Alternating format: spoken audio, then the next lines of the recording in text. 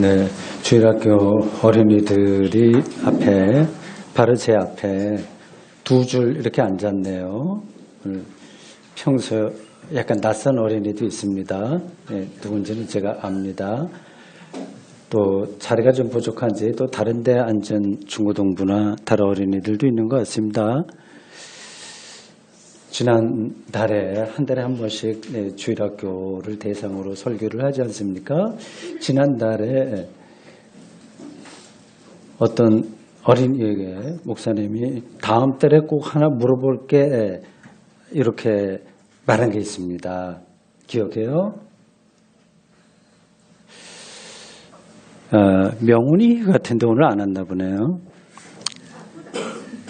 예? 아프답니까? 예.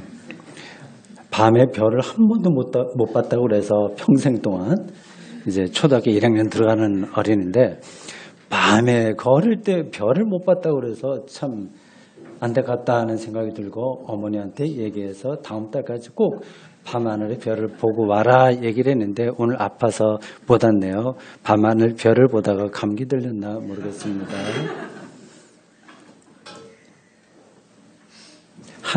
하늘 있죠. 땅이 있고 하늘, 땅. 그럼 또 그 다음에 뭐가 따라와야 될까요? 어린이들? 바다. 아, 그러네요. 하늘, 땅, 바다. 이게 세 개예요. 질문 하나 하겠습니다. 이거 맞추면 특별한 상을 예배 다 마치고 마친 다음에 목사님이 주겠습니다. 우리들은 왜 하늘을 날지 못할까? 새들은 나는데 그거 설명하고 그러면 새들은 왜 날 수 있을까? 그거 하고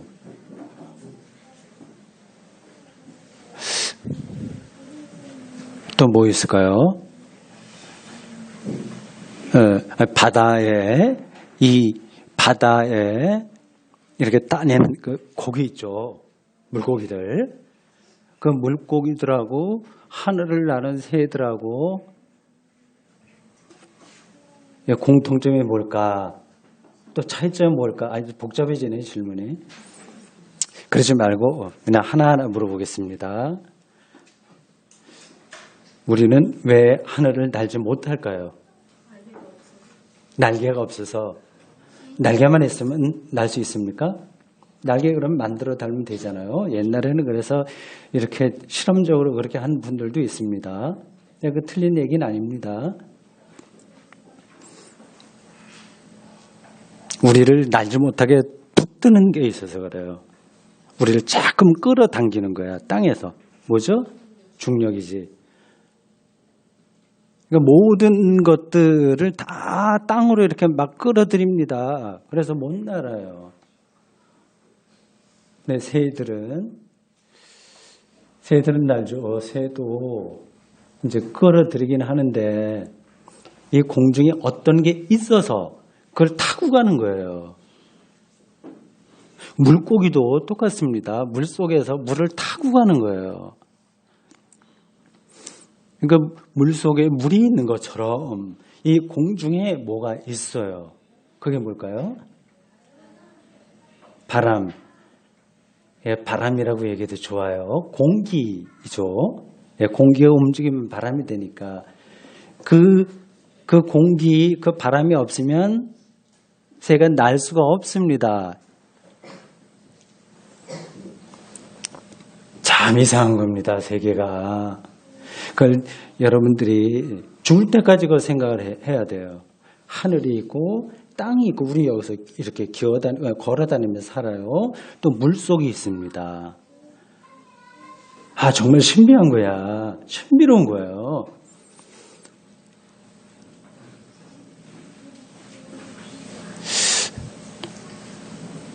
오늘 성경에 그 바다에 대한 이야기가 나와요. 정확하게 얘기하면 바다가 아니라 호수예요. 호수 이름이 개인의 사렛 호수입니다. 거기 예수님하고 그리고 어떤 제자들을 이야기가 나와요. 정말 재밌습니다.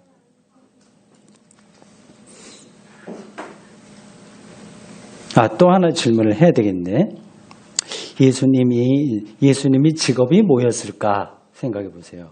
오늘 예수님과 제자들 이야기예요. 예수님이 직업이 뭐였을까? 어부였을까? 아니면 또 구두 만드는 옛날엔 그런 거 다 직업이었거든요. 지금도 그런 거 있죠.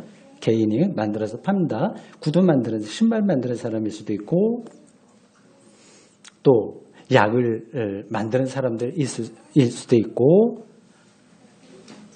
뭐 여러 가지가 있죠. 근데 예수님의 직업이 뭘까요? 알겠어요? 네, 목수. 내가 물어보는 즉시 대답을 하시네. 우리 아는 게 많이 있군요. 목수였습니다. 그럼 근데 제자들은 조금 다르게 목수 제자가 아니라 어부 제자들이 많았어요. 왜 그랬을까? 뭐라고요? 사람을 낚는 어부가 되게 하리라는 말씀 때문에 어부들이 예수님의 제자가 많이 됐다고요?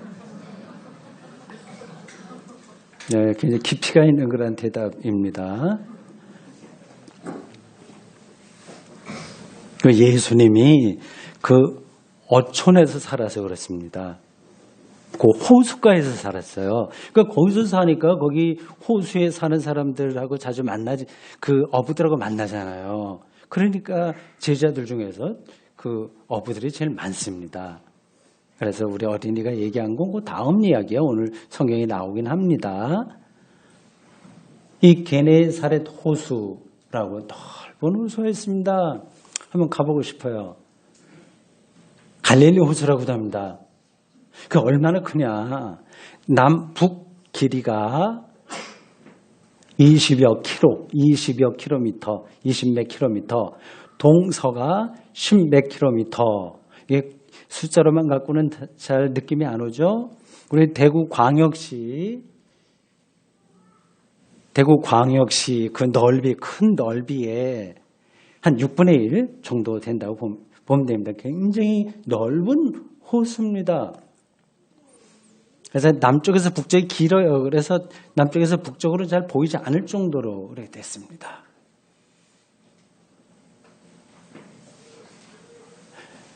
여기 어떤 어부들이 있어요. 거기서 고기를 잡고 먹고 사는 사람들이야. 맨날 바람을 느끼고 호수예요. 그 푸른 물 굉장히 깊어요. 그리고 저쪽 산을 바라보면 헬몬산이라고 굉장히 높은 산이 있어요. 거기 만년설이 있습니다. 거기서 쭉 눈이 녹아서 이제 갈릴리 게네사렛 호수의 물이 잘 있습니다. 고기를 잡고 사는 사람들이었어요. 어느 날 밤새도록 고기를 잡았는데 빈손이야. 허탕을 쳤어요. 그럼 어부들이 얼마나 마음이 힘들겠습니까? 그래서 뭐 할 수 없죠. 뭐 잘 잡을 때도 있고 또 못 잡을 때도 있는 거 아니겠어요? 그래서 이 어부들이 그물을 이제 손질하는 겁니다.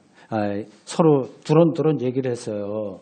여보게 자네 오늘 지난밤에 수고 많았네. 집에 가서 또 뭐라고 얘기하지. 고기가 빈손으로 우리가 가게 됐으니 참 아주 그렇네. 다음에는 우리가 잘 잡아보세요. 이런저런 얘기하면서 그물을 잘 손질했습니다. 손질해 놓지 않으면 다음날 또 못 가잖아요. 자, 이렇게 손질하고 있는데 호수가 있고 호수가가 있어요. 그건 마을입니다. 어촌이에요. 근데 사람들이 그 호숫가로 모이는 겁니다. 여러 사람들이.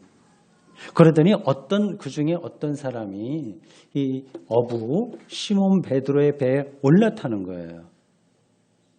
그러면서 그 사람이 거기 호숫가에 앉아있는 사람들에게 하나님께서 우리 사랑하라고 하셨습니다. 하나님 나라가 가까이 왔습니다. 절망하지 마십시오. 뭐 이런저런 설교를 하고 있습니다. 그래서 이 어부들은 저 사람이 누군가 생각을 했겠죠.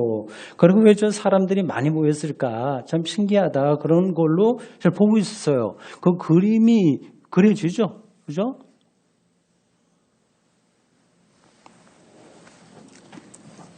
그런데 이 시몬 배에 올라서 사람들에게 설교하던 이 사람이 그 설교가 끝난 다음에 이 시몬에게 말하기를 저 깊은 데로 가서 그물을 한 번 더 던져보십시오.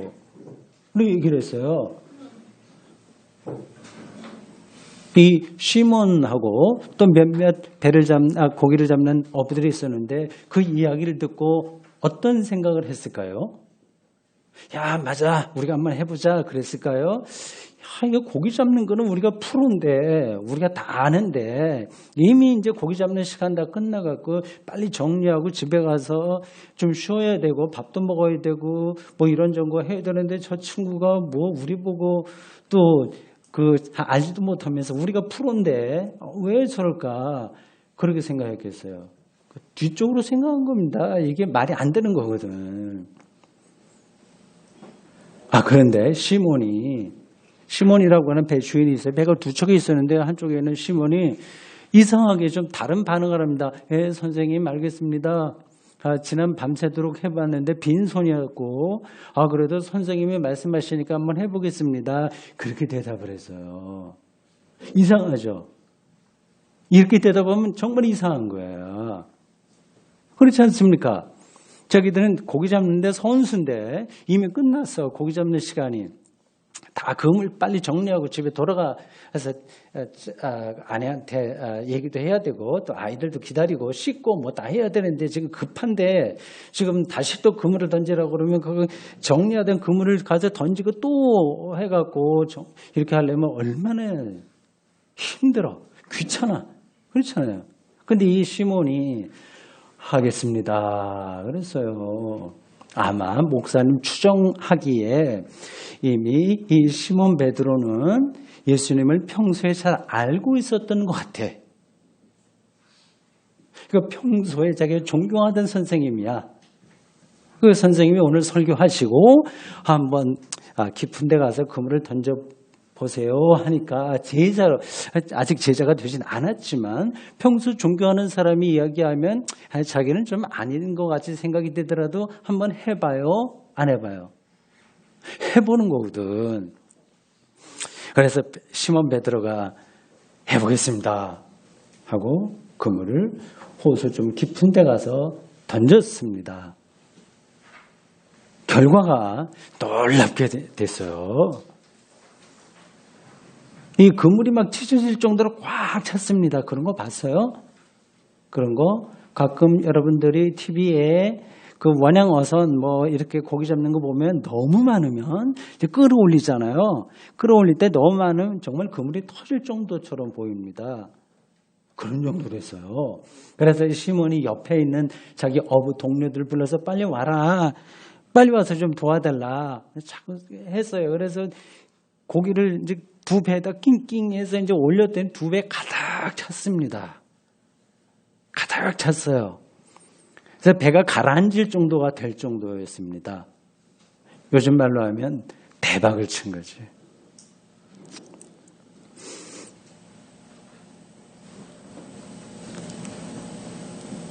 시몬 베드로가 예수님 앞에 무릎을 꿇고 이렇게 얘기했습니다. 선생님, 선생님 앞에서 제가 도저히 서 있을 수가 없습니다. 이렇게 무릎 꿇었습니다. 선생님은 아주 특별한 분이라서 나하고 같이 있을 수는 없네요. 난 죄인입니다. 죄인이라고 하는 건 뭐 많이 잘못했다는 게 아니라 너무 자기가 부끄러운 거예요. 자기 삶이. 그런 적이 있어요? 그래서 나는 죄인입니다. 나는 부끄럽습니다. 나를 떠나주세요. 이렇게 시몬 베드로가 예수님에게 얘기를 했습니다. 얘기 재밌어요? 재미없어요? 그만둘까? 앞으로 20년 후에 30년 후에도 우리 어린이들이 큰 어른이 된 다음에 다는 기억하지 못한다고 하더라도 이렇게 목사님이 우리를 위해서 설교해 주시네 하는 거를 조금이라도 기억했으면 좋겠습니다. 그러자 그 말을 듣고 예수님이 분명히 앞에서도 얘기했지만 이 베드로를 잘 알고 있었을 겁니다. 보통 때도 대화도 많이 했을 겁니다. 절친 아니면 도반, 친구예요. 스승과 제자 이미 그러한 생각들이 다 있었을 거예요. 이 베드로가 나는 자신 없습니다. 떠나주십시오. 부끄럽습니다. 그렇게 하자 예수님이 이 시몬에게 두려워하지 마십시오. 자기를 너무 자책하지 마십시오. 이제 나와 같이 갑시다. 고기 잡는 일이 아니라 이제는 다른 일을 합시다. 하나님의 뜻을 사람들에게 전하는 일을 합시다. 선교합시다. 나와 같이 갑시다. 두려워하지 마십시오. 그렇게 얘기를 했습니다. 참 놀라운 일들이 거기서 벌어진 겁니다. 우리 인생에서 아주 결정적인 어떤 일들이 그때 벌어진 거예요. 여러분들도 앞으로 자라면서 중학교, 고등학교, 대학교 아니면 직장인 이렇게 그리고 나이가 들면서 이런 경험이 있으면 정말 행복한 사람이 되는 겁니다. 그 예수님의 말을 듣고 여기 성경에 보니까 그 시몬 베드로만이 아니라 옆에 같이 있었던 야고보와 요한도 같이, 그리고 요 성경에는 나오지 않지만 마가복음하고 마태복음하고 이 마가복음에 나오는 비슷한 이야기에서는 시몬 베드로의 동생 누구예요? 시몬 베드로의 동생 누구죠? 형제가 있는데 대답을 할 수 있을 것 같은데 베드로 동생 누구? 안드레? 예. 안드레가 나옵니다. 여기는 안 나오지만 맞아요. 맞을 겁니다. 아마 있을 거예요. 베드로, 안드레, 야고보, 요한 이 네 명이 배를 육지에 대고 이제는 더 이상 나는 고기 안 잡을래. 그걸 이제 착파하는 거죠. 근데 그만두는 거예요. 그럼 모든 걸 내려놓고 예수를 따랐다. 이렇게 성경을 기록한 사람이 전하고 있습니다. 성경을 기록한 사람이 왜 이런 이야기를 하고 있을까요? 그게 어떤 의미가 있을까요? 요거는 이제 제가 우리 어린이들만을 대상으로 하지 않고 일반 우리 어른들을 대상으로 하겠습니다.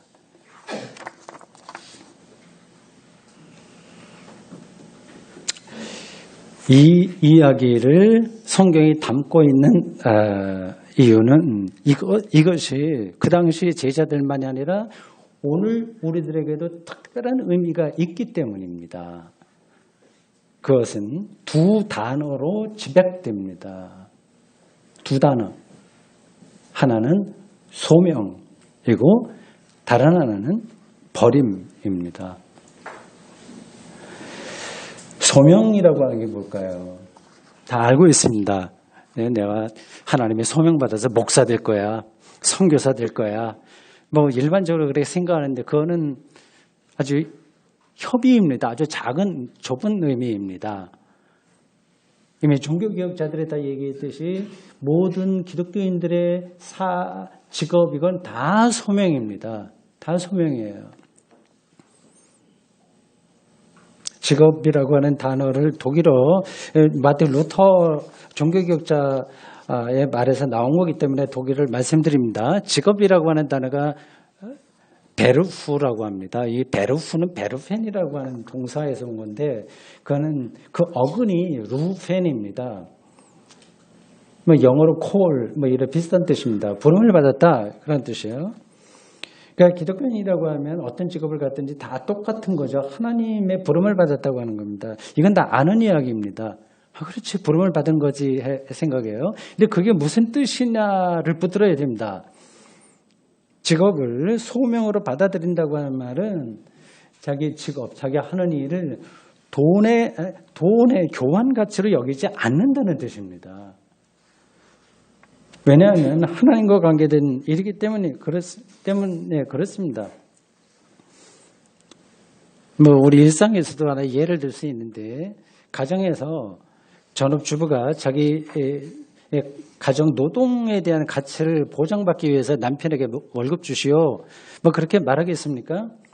그리고 그 집에 아들과 딸이 집안 청소를 하면서 이렇게 했으니까 뭐 돈을 주세요, 뭐 이렇게 하겠습니까?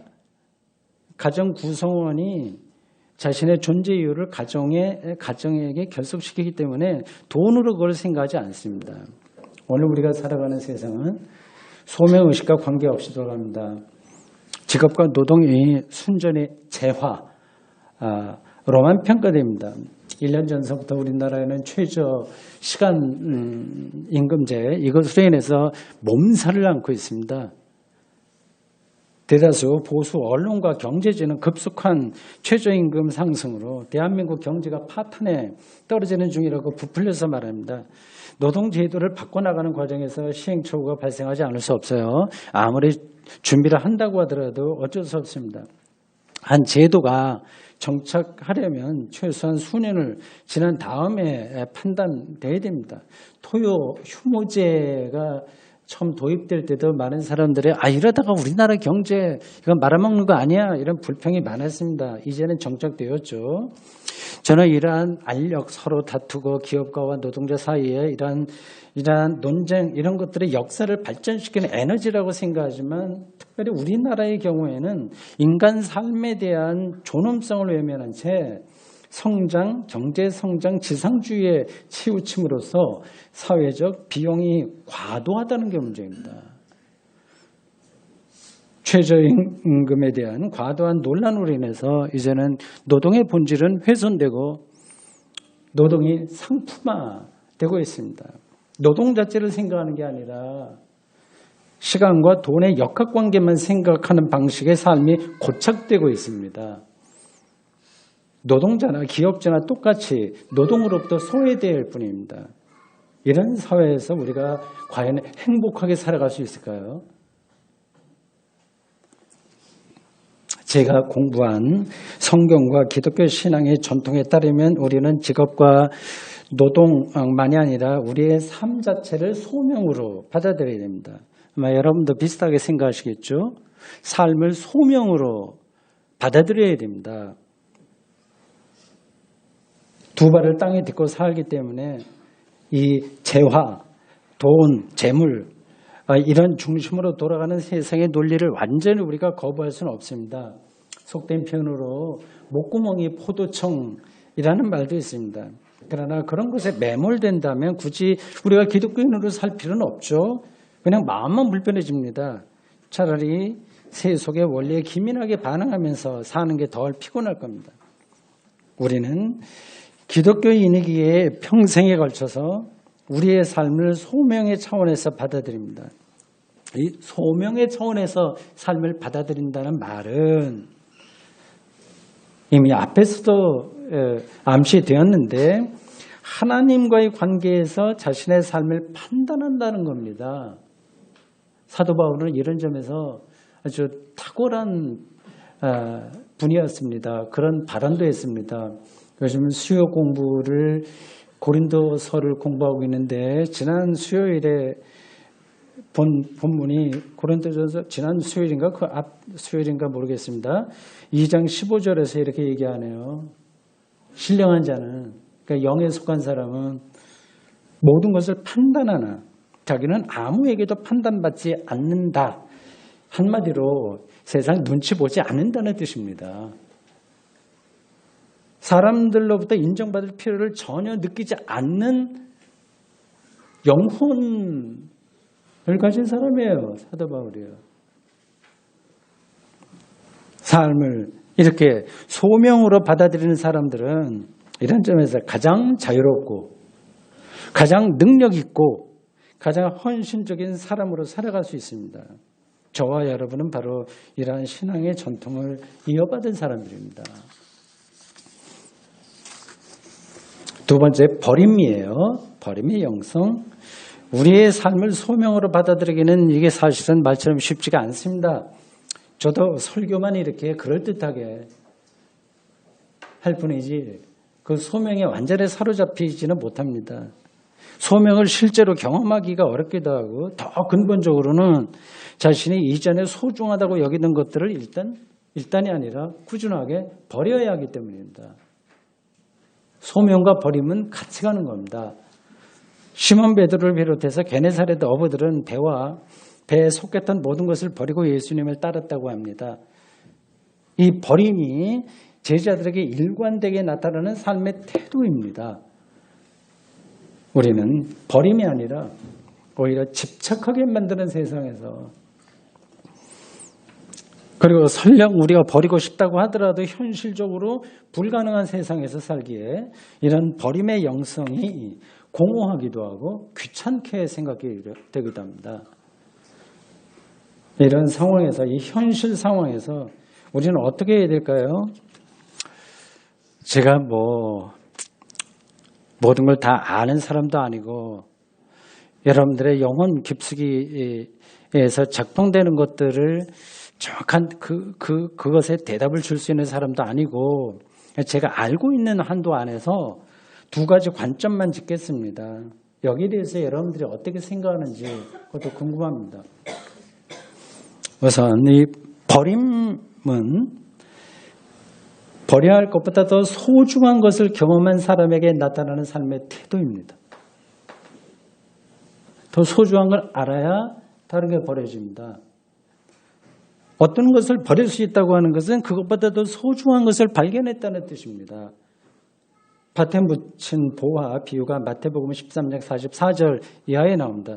밭에 보화가 묻힌 걸 발견한 사람은 집에 가서 자기의 모든 것을 팔아서 그 밭을 샀다.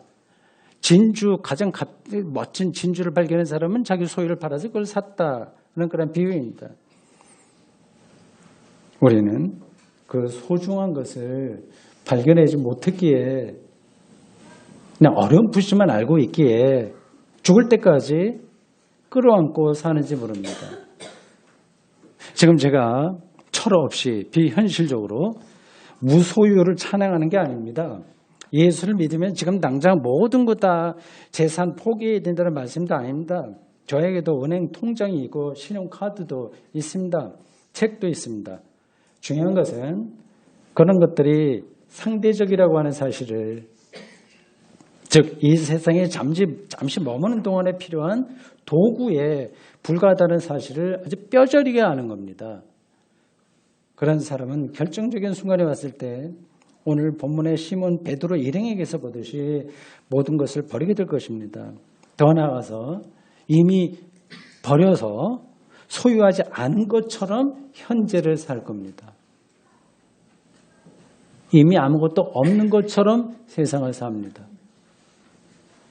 그게 하나의 관점이고요. 두 번째 관점은 궁극적으로 우리는 곧 모든 것을 버릴 수밖에 없는 운명에 떨어진다는 사실입니다. 여러분도 다 아는 이야기예요.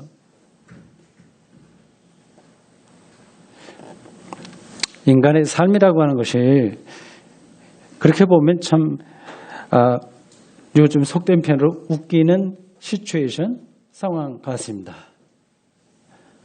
다 빠져나갈 수밖에 없는 건데 어떤 순간에 거기에 우리가 붙들려 있습니다. 우리가 현재 소유하고 있는 것들은 우리에게 계속 머물러 있지 않다고 하는 게 명백한데도 그것에 목숨을 거는 태도로 많은 사람들이 삽니다. 왜 그럴까요? 자기 생존이 불안하기 때문에 그렇습니다. 자기 인생을 자기가 책임져야 된다는 생각이 너무 강고하기에 벌어지는 현상입니다. 그렇게 인생이 흘러가다가 죽게 되겠죠. 하나님이 우리의 생명을 지킨다는 사실을 확실히 믿는다면 우리는 전혀 새로운 삶의 태도로 세상을 살아갈 겁니다. 사랑하는 성도 여러분, 지금 바로 말씀드린 새로운 삶의 태도가 여러분에게 아주 구체적으로 어떻게 일어나는지는 제가 말할 수 있는 게 아니라 여러분 스스로 판단해야 됩니다. 구체적인 것은 여러분들이 해결하셔야 됩니다. 저는 설교자로서 여러분에게 다음에 한 가지를 잊지 말라고 말씀드릴 뿐입니다. 게네사렛 어부들처럼 예수 그리스도를 통해서 생명의 근원인 예수 그리스도를 통해서 소명과 그리고 버림의 영성으로 살아가는 사람은 구원받은 사람이고 실제로 가장 행복한 사람입니다. 아멘. 주님, 오늘 저희들 2000년 전 게네사렛 호수가에서 벌어졌던 아주 특별한 일, 특별한 게 아니라 일상적인데 근데 거룩한 일, 참 신비로운 일, 사건을 전해 들었습니다. 예수 그리스도를 만난 사람의 삶의 태도가 얼마나 용감하고 진지하며 그리고 치열하고 헌신적이고 거룩한지 오늘 이 어부들 이야기를 통해서 들었습니다. 우리는 평범하게 사느라 이런 거룩한 경험을 하지 못하는데 성령께서 우리를 붙들어서 새로운 영적인 시각을 여시어 우리가 잠시 살아가는 인생 속에서 하나님 경험이 가득하도록 주님, 그래야만 우리에게 생명 구원이 가능한데 우리를 붙들어 주십시오. 예수님의 이름으로 기도합니다. 아멘.